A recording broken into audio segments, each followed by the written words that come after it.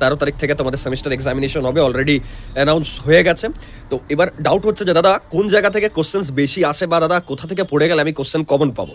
First question বা first doubt হচ্ছে যে দাদা অর্গানাইজার থেকে কি পড়ে গেলে কমন পাবো। দেখো কলেজ স্ট্রিটে তুমি যাবে, যত অর্গানাইজার আছে না, যত ডোমেনের BTech, BBA, BCA, MTech, MBA, MCA, বা first year, second year, third year, fourth year, প্রতিটা branch, CSIT, EC, electrical, mechanical, যত ব্রাঞ্চের আছে না, সব আমার কাছে আছে, ঠিক আছে, আমাদের কাছে সব রাখা থাকে। তাহলে এবার আমি তোমাকে কি বলবো, তাহলে অর্গানাইজার খারাপ না? একদম খারাপ না, অর্গানাইজার যথেষ্ট ভালো। আমরাও ইভেন অর্গানাইজার পড়ে পারি, কিন্তু ভালো মার্কস এনেছিলাম, অনেকে পাস করেছে, অনেকে 9 CGPA এনেছে। বাট ঘটনাটা হচ্ছে ওটা 3-4 বছর আগেকার ব্যাপার। The current situation is like that না, কি যেখানে প্রিভিয়াস ইয়ার কোশ্চেন থেকে ডিরেক্ট কিন্তু কোশ্চেন রিপিট আসছে না, মানে সেমিস্টারের কথা বলছি। তাহলে অর্গানাইজারটা কি ওই পয়েন্ট অফ ভিউ থেকে ইম্পর্টেন্ট নয়? Organizer is important for question answer solving, বা to understand the tendency of semester question papers.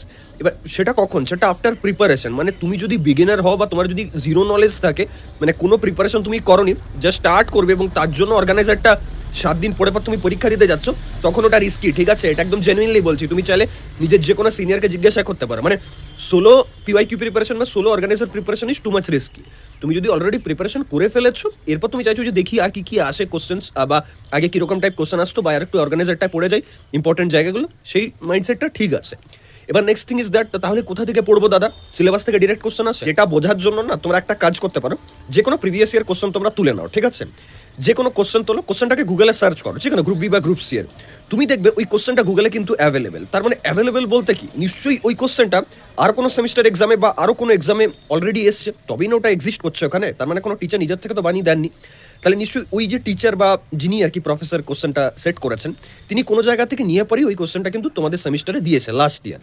তো ওই জায়গাটায় ওই টপিকটা যদি তুমি জেনে নাও যে হ্যাঁ হেডিং আছে এটা, তার মানে ওই হেডিং থেকে আরও স্যাম্পল কোশ্চেন তুমি পাবে গুগলের মধ্যে, সেগুলো তুমি পরীক্ষার জন্য পড়ে যাও। আমি তোমাকে বলছি লাস্ট 3 বছর ধরে না, আমি প্রচুর স্টুডেন্টসকে গাইড করেছি, আর এই যে ট্রিকটা এটা থেকে কিন্তু হয়েছে, মানে কাজে দিয়েছে। এখান থেকে অনেক কোশ্চেন রিপিটও এসছে। আগের বছর আমি মানে প্রেডিক্ট করেছি বেসিক ইলেকট্রিক্যালে বা থার্ড ইয়ারের এই যারা ফেজ 1-এর এক্সাম দিল, থার্ড ইয়ার ফোর্থ ইয়ারের কম্পিউটার নেটওয়ার্ক বা ডিবিএমএস যে সাবজেক্টসগুলো আছে, সেখানে প্রচুর কোশ্চেন কমন এসেছে, যেগুলো আমরা লাইভ এসে মানে সাজেশন ইভেন মানে ডিরেক্ট নিউমেরিক্যাল রিপিট চলে এসেছে, কোর্স থেকেও হয়েছে। তার কারণ কি, আমরা ওরকমভাবে ডিজাইন করি। আমরা কি করি দেখো, প্রিভিয়াস ইয়ার কোশ্চেন দিলাম কোর্সের মধ্যে, তুমি দেখবে ওখানে কথা লেখা আছে না, পিওয়াইকিউ রিলেভেন্ট কোশ্চেন অ্যান্সার্স। তো রিলেভেন্ট কথাটা কেন লিখি? ধরো একটা পিওয়াইকিউ এসছে কোন একটা সাপোজ থিওরেম থেকে, তো ওই থিওরেমটা ওই এক্সাক্ট কনসেপ্টের নামটা আমরা গুগলে গিয়ে সার্চ করি, আমরা দেখি যে কি ওয়েবসাইট খুলছে। আচ্ছা 3 নম্বর ওয়েবসাইটটা এটা, এখানে দেখি আরো স্যাম্পল কোশ্চেন অ্যান্সার আছে 7টা না দিয়ে হয়তো কমনগুলো বাদ দিয়ে পর 5টা হয়তো আমরা আমাদের কোর্সে দিয়ে দিলাম।